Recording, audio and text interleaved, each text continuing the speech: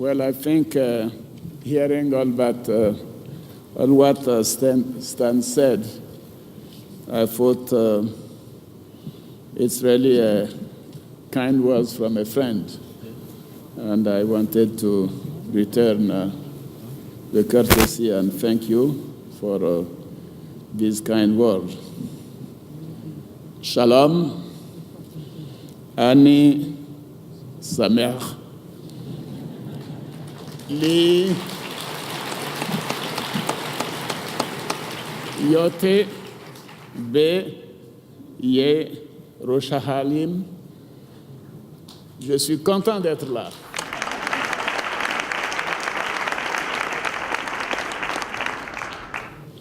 Shalom, Excellence, Monsieur Shimon Peres, président de l'État d'Israël, Mesdames, Messieurs les présidents et Premières dames, chers amis, Mesdames et Messieurs, Excellence, Monsieur le Président, je voudrais vous remercier chaleureusement de m'avoir fait l'honneur de m'inviter à cette 4e conférence présidentielle, Facing Tomorrow, pour prononcer un discours devant une assemblée aussi prestigieuse, en présence de si nombreuses éminentes personnalités. Et bien entendu, je vous suis reconnaissant de l'organisation de la visite d'État que je vais effectuer dans votre beau pays et toutes les attentions dont ma délégation et moi-même avons été l'objet. Cette conférence se tient à un moment crucial de l'histoire mondiale. Certains diraient même que un nouveau monde est en train de naître avec l'arrivée de nouvelles puissances sur la scène internationale et le rôle primordial des pays émergents dans les échanges internationaux qui nécessitent bien évidemment une meilleure gouvernance pour refléter la réalité du nouveau monde. Et en parenthèse, cela s'applique aussi bien à l'institution que Stan et moi avons servi, le Fonds monétaire international, que la Banque mondiale et surtout au Conseil de sécurité des Nations unies, où l'Afrique, en raison de ses 53 pays, nécessite à droit un siège permanent au Conseil de sécurité. La globalisation des échanges, mais aussi des transactions illicites et du terrorisme transfrontalier appelle une coopération renforcée entre les États, tant au niveau régional qu'international. La mondialisation appelle également à un renforcement et une adaptation des règles de surveillance dans un monde en pleine mutation. Enfin, les découvertes scientifiques sans précédent nécessitent une meilleure coordination des règles d'éthique au niveau international. Nous assistons à une nouvelle architecture des continents qui se regroupe grâce aux échanges et aux nouvelles technologies.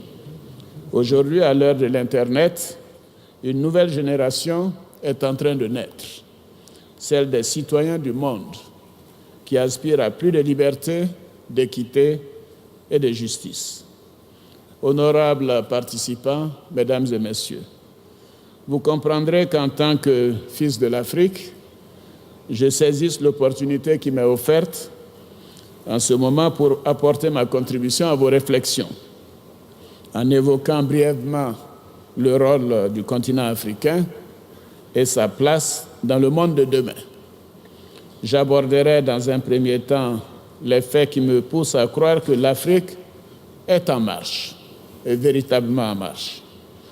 Ensuite, j'examinerai brièvement l'impact sur l'Afrique subsaharienne de la révolution du jasmin. Mesdames et Messieurs, dans les dernières décennies du siècle dernier, l'afro-pessimisme était fréquent. On qualifiait l'Afrique de hopeless continent ou de failed continent. je note avec satisfaction que les temps ont bien changé.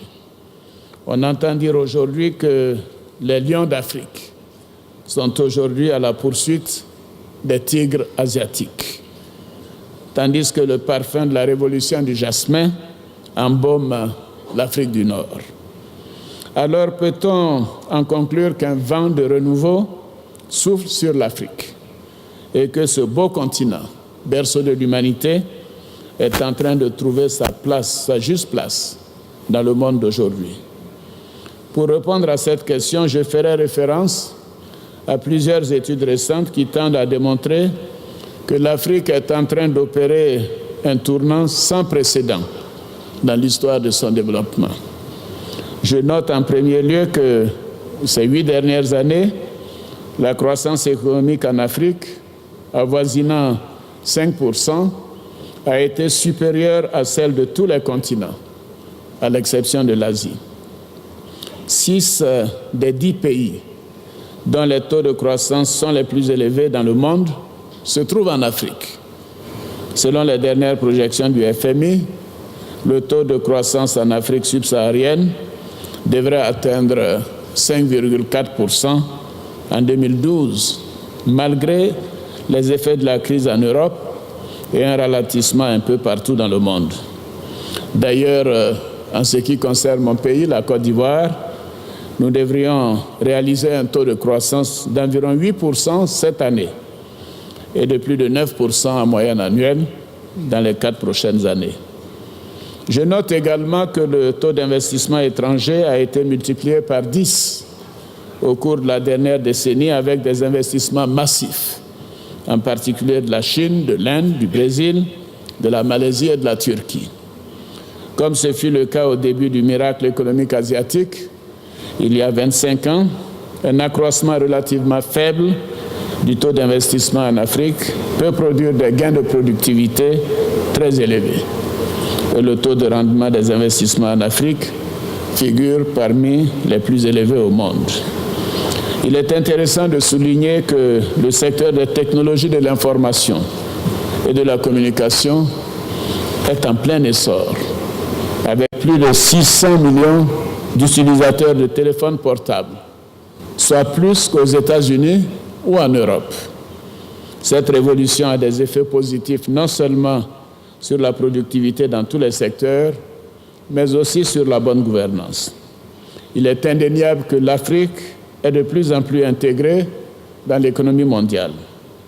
Ses partenaires, de plus en plus diversifiés, ouvrent de nouvelles opportunités de développement sans précédent. Après les indépendances dans les années 60, nous pensons que les pays africains sont aujourd'hui en train de forger à grands pas leur indépendance économique, devenant moins dépendants des partenaires traditionnels. Ainsi, la Chine est en train de dépasser les États-Unis d'Amérique comme principal partenaire. Les échanges commerciaux de l'Afrique avec le reste du monde ont augmenté de 200% depuis l'an 2000. Les échanges avec le Brésil, la Chine, la Corée du Sud, l'Inde, la Turquie, qui ne représentaient que 1%, sont estimés aujourd'hui à plus de 30%. Et ils devraient atteindre 50% d'ici 2030. Le commerce régional en Afrique est également en plein essor, avec la baisse des tarifs douaniers et la réduction des restrictions au commerce en raison de l'avancée de l'intégration régionale. Par ailleurs, l'Afrique pourrait bénéficier pleinement du dividende démographique. Comme il y a 3 décennies en Asie, la population africaine se chiffre à environ 1 milliard de personnes aujourd'hui. D'ici 2050, elle atteindra 2 milliards de personnes. Aujourd'hui, l'âge moyen est de 20 ans en Afrique, 30 ans en Asie et 40 ans en Europe. L'intégration grandissante de l'Afrique dans l'économie mondiale n'aurait pu avoir lieu sans le renforcement de la stabilité politique et de la bonne gouvernance, mais aussi de la démocratie, grâce au changement de pouvoir par les urnes et le renforcement progressif des institutions. La majorité des pays africains bénéficient d'élections jugées par la communauté internationale comme satisfaisantes. Cependant, la route sera longue et pleine d'embûches avant que les pays africains ne deviennent des démocraties véritables. Car la démocratie ne peut exister sans le développement d'un ensemble d'institutions fortes et de contre-pouvoirs.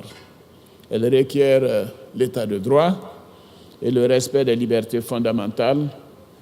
Et bien entendu, la démocratie ne se décrète pas, elle se construit. Les conflits qui ont littéralement détruit plusieurs pays et des générations entières pendant la guerre froide sont aujourd'hui moins fréquents et ont perdu en général de leur intensité.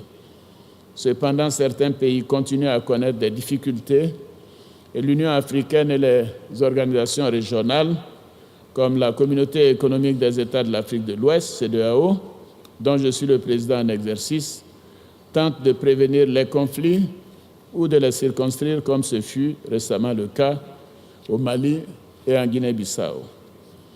Messieurs les présidents, honorables invités, mesdames et messieurs, ces bonnes performances durant la dernière décennie et les perspectives à moyen terme ont amené la Banque mondiale à dire dans son rapport de mars 2011 sur l'état de l'Afrique que l'Afrique est en passe de réussir son décollage économique, tout comme la Chine il y a 30 ans et l'Inde il y a 20 ans. Cependant, pour que ce décollage se réalise pleinement, il y a un certain nombre d'obstacles que l'Afrique devra surmonter. Mes chers amis, mesdames et messieurs, cela m'amène à aborder les effets du printemps arabe sur l'Afrique et sur les pays sahéliens en particulier. Le printemps arabe est, à mon avis, la nouvelle séquence de transformation de notre continent. Le printemps arabe est au monde arabe ce que la démocratisation post-guerre froide a été pour des pans importants de l'Afrique subsaharienne au début des années 90. Le printemps arabe n'a pas fini de transformer le monde arabe, même s'il a déjà emporté certains régimes établis depuis plusieurs décennies. Sur notre continent, la jeunesse est au cœur des grandes avancées démocratiques.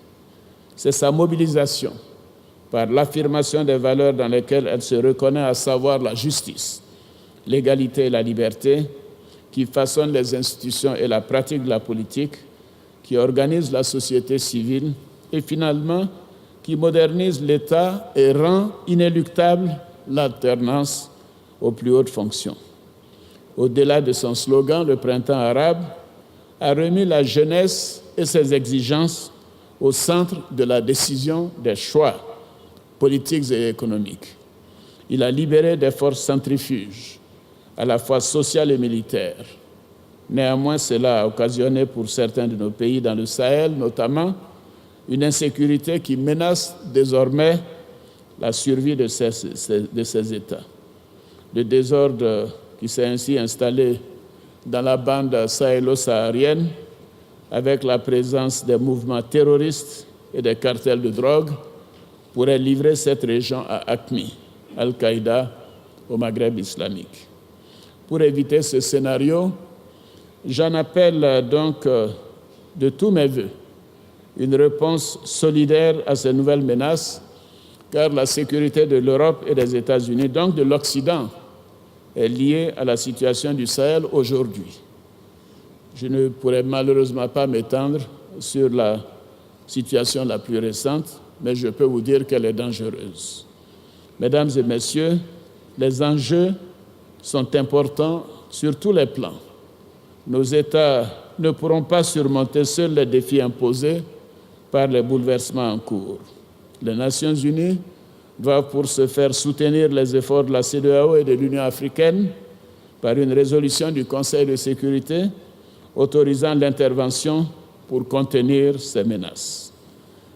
Honorables invités, mesdames et messieurs, j'espère avoir convaincu que les lions d'Afrique sont bien à la poursuite des tigres asiatiques. Je vous invite à venir vous-même en Afrique, et en particulier dans mon pays, la Côte d'Ivoire, pour vous en rendre compte. J'encourage en particulier l'Université hébraïque de Jérusalem à consacrer de son temps à enrichir par ses études nos réflexions sur ce décollage sans précédent dans l'histoire du continent africain et les voies et moyens pour le protéger. Face à la poussée de la jeunesse, je suis convaincu que la démocratie est irréversible. Il nous reste cependant à gagner ensemble la guerre contre l'insécurité et pour le développement économique, afin que les générations futures puissent se rappeler du délicat parfum de la fleur du jasmin. Messieurs les présidents, mesdames et messieurs honorables participants, je voudrais, pour terminer, dire que nous appartenons tous à une grande famille dans ce grand village qu'est notre planète, la Terre. N'oublions pas non plus que notre destin est intrinsèquement lié et que nous devons toujours avoir comme engagement d'aider et de protéger les plus petits et les plus démunis de notre chère planète. Je vous remercie de votre attention.